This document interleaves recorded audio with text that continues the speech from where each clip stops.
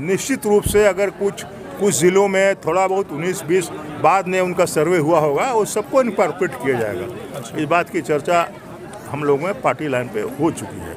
इसलिए 32 वाला और ओबीसी का रिजर्वेशन ये तो 100% 11 नवंबर को असेंबली से पारित हो जाएगा। कहीं इसमें नमस्कार, जोहार। आप देख रहे हैं समाधान इंडिया और आज हम मौजूद हैं गिरिडीह जिले के बेंगाबाद प्रखंड के गोलगो पंचायत में। आपको बता दें कि बेहद सुदूरवर्ती इलाका है, बिहार से सटा ये पंचायत है और जहां मौजूद हैं यहाँ गांडे के विधायक डॉक्टर सरफराज अहमद भी जो है इस शिविर में शामिल हुए हैं और जो मूंज उठाई और कई तरह के जो योजनाएं हैं उसको लेकर के भी लोगों को जो है सो यहाँ पर लाभ देने का प्रयास किया गया है। और इस पंचायत में आप देख सकते हैं शिविर में काफ़ी जो है वो भीड़ भी देखा जा रहा है। गांडे विधायक डॉक्टर सरफराज अहमद इस वक्त हैं, हम सीधा इनसे रूबरू कराते हैं। हालांकि लोगों से ये मिल रहे हैं और लगातार आपकी योजना, आपकी सरकार, आपके द्वार जो है वो कार्यक्रम भी जारी है। सर, आप आए हैं, आपकी योजना, आपकी सरकार, आपके द्वार लगातार जारी है, कई लोगों को लाभ मिल भी रहा है। आप आज आए हैं, क्या कहना चाहेंगे? देखिए, ये मुख्यमंत्री जी की और मंत्रिमंडल के और सरकार की बहुत महत्वपूर्ण योजना है और आप देख रहे हैं कि सारा एस्पेक्ट इसमें कवर करेगा।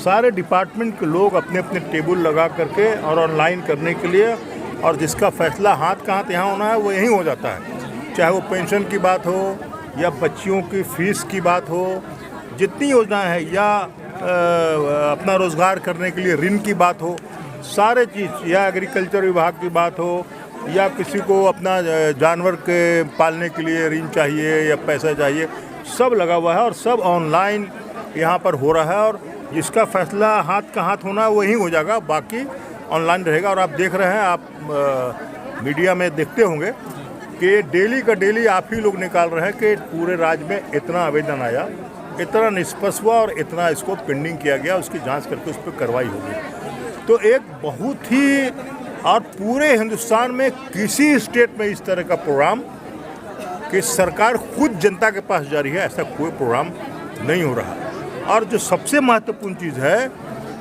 सर्वजन पेंशन, जिसकी उम्र 60 बरस की हो गई है, मर्द हो या औरत हो, बुजुर्ग हो, जिनको समाज क्या, उनके बाल बच्चे उनको नकार देते हैं, खाना नहीं देते हैं, उनको हाथ का हाथ ऑनलाइन होकर के और उनका सैंक्शन हो रहा पेपर।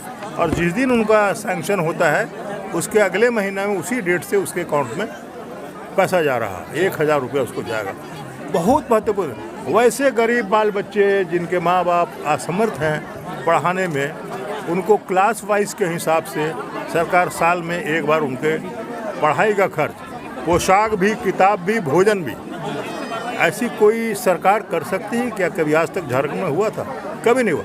और जो हमारे विरोधी हैं उनको बोलने का, कुछ भी बोल सकते हैं, हम तो बयान सब पर देखते रहते हैं, लेकिन हम ये भी देखते हैं कैंप में हाजिर भी रहते हैं, मंच आसीन भी रहते हैं, बुके भी लेते हैं, माला भी पहनते हैं और फिर बाहर निकल के सरकार को क्रिटिसाइज भी करते हैं। ये कौन सी बात हुई? हम बहुत जगह कैंपों में हम लोगों ने देखा है, पंचायतों में, कि हाजिर भी हुए और हमारे साथ कुर्सी चेयर भी शेयर किया, ठीक है ना, और फिर बाहर निकल के नकार रहे हैं कि नहीं, इससे कोई लाभ नहीं। तो भैया आप बता दो, मेरा तो दावा है कि अगर 100 लोग किसी कैंप में आते हैं, निश्चित रूप से 50-60 लोगों का काम उनका होता है। पिछले बार भी आपने कहा था। हाँ, 100% तो कोई भी, अब मान लीजिए कोई गलत आवेदन देगा तो जांच में उसका छट जाएगा, तो उसमें हम क्या कर सकते हैं? तो इसीलिए बहुत ही अच्छा प्रोग्राम बच्चों के लिए। अब रोज़गार की बात है, 25 लाख रुपया अगर कोई टेम्पो लेना चाहता है, कोई बस लेके, गांव का आदमी पढ़ा लिखा है, बेरोजगार है, उसको 25 लाख रुपया ऋण सरकार देगी, बैंक नहीं, सरकार। और उसमें सब्सिडी 40%। बस लीजिए, टेम्पो लीजिए, जो आपके औकात है आप उसको चलाइए। जिससे गांव के लोगों को, बच्चों को स्कूल जाना है, आप वो काम कीजिए, उनको ले जाइए। गांव को किसी को ब्लॉक मुख्यालय जाना है, आप वो काम कर सकते हैं। तो नौजवान के लिए, बेरोजगार के लिए, पढ़ने लिखने वाले बच्चों के लिए और हमारे समाज के जो बुजुर्ग हैं उनके लिए अब बचा किया यार। और वैसे भी 11 तारीख को असेंबली खुल रहा है, आप समझ ही रहे हैं। जो ओबीसी का रिजर्वेशन 27 से इन्होंने 14 कर दिया था, उसको पुनः हम लोग फिर 27% करने जा रहे हैं। वो बिल असेंबली में पास होगा। 1932 का खतियान असेंबली में पास हो जाएगा, कानून बन जाएगा और हम लोग इसको भारत सरकार को भेज देंगे। बाकी भारत सरकार को निर्णय लेना। तो जो हमारे मुख्यमंत्री जी जिन्हें सरकार ने जो वादे किए थे लोगों के सामने, वो वादा हम पूरा कर रहे हैं सबके सामने। अब ये और बात है कि अगर हमारा काम पसंद नहीं भैया तो हमारी क्या गलती है। अधिकांश जनता तो हमारे साथ है, तभी तो हमारी सरकार बनी है। हेमंत जी नेतृत्व कर रहे हैं, अगर आपके साथ होती तो आपकी सरकार बनती। और अब प्रजातंत्र का ये तकाजा है कि इसमें ठेला ठेली नहीं चलता है। जो 5 साल का टर्म है जिसकी सरकार है वो पूरा करती है, अब आगे जनता फैसला करती है। फिर आप चाहते हो बीचे में ठेल दें, कोई सीटवा चल साहब बाथरूम गया तो हम सीटवा में बैठ जाएं कि हमारा हो गया, ऐसा होता है क्या? ये डेमोक्रेसी में ऐसा नहीं होता है। जो माननीय आदरणीय बापू जी ने जो रास्ता हमें बताया है और बाबा भीमराव अम्बेडकर ने संविधान लिखा है जिस पे ये आज देश चल रहा है, उसमें ठेला ठेली नहीं है।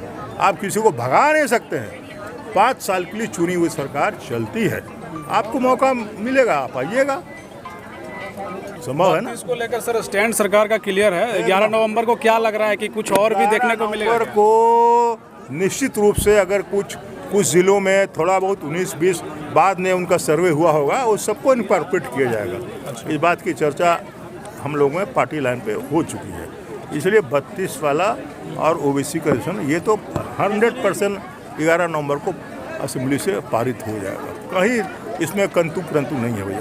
चलिए ठीक है सर, बहुत बहुत धन्यवाद। डॉक्टर सरफराज अहमद का कहना है चूँकि यहाँ पर आपकी योजना आपकी सरकार आपके द्वार कार्यक्रम में ये पहुँचे हैं और मीडिया से मुखातिब हो रहे थे, और इनका कहना है 1932 को लेकर भी इन्होंने बड़ा बयान दिया है कि 11 नवंबर को जब विधानसभा में सत्र जब खुलेंगे तो 1932 और ओबीसी जैसे मामलों को लेकर के सरकार जो है वो कहीं ना कहीं अपना स्टैंड जो जिस तरीके से सरकार ने क्लियर किया है उसको लेकर के विधेयक पास करने का जो है प्रस्ताव होगा। और क्या कुछ हो पाएगा 11 नवंबर को आप भी जरूर देखना चाहिए कि 1932 जैसे मामले खास करके झारखंड में जहां ज्वलंत मुद्दे रहे हैं और ओबीसी जो आरक्षण को लेकर भी ये मामला हमेशा गहराता हुआ नजर आया है। ऐसे में 11 नवंबर को देखना दिलचस्प होगा कि आखिर विधानसभा के अंदर जब इन सब चीज़ों को मुख्यमंत्री अपने पटल पर रखेंगे तो किस तरीके के जो राय है अन्य विधायकों के जो विपक्ष के बैठे नेता हैं उनका क्या कुछ राय निकल कर आता है, ये भी देखना दिलचस्प होगा। हालांकि ये जो शिविर है इसमें सरकार की जो महत्वपूर्ण योजनाएं हैं उसकी जानकारी और लोगों से मिलने के लिए भी और योजनाओं को बताने के लिए भी विधायक यहाँ पहुँचे थे, लेकिन 1932 को लेकर इन्होंने क्या कुछ बयान दिया है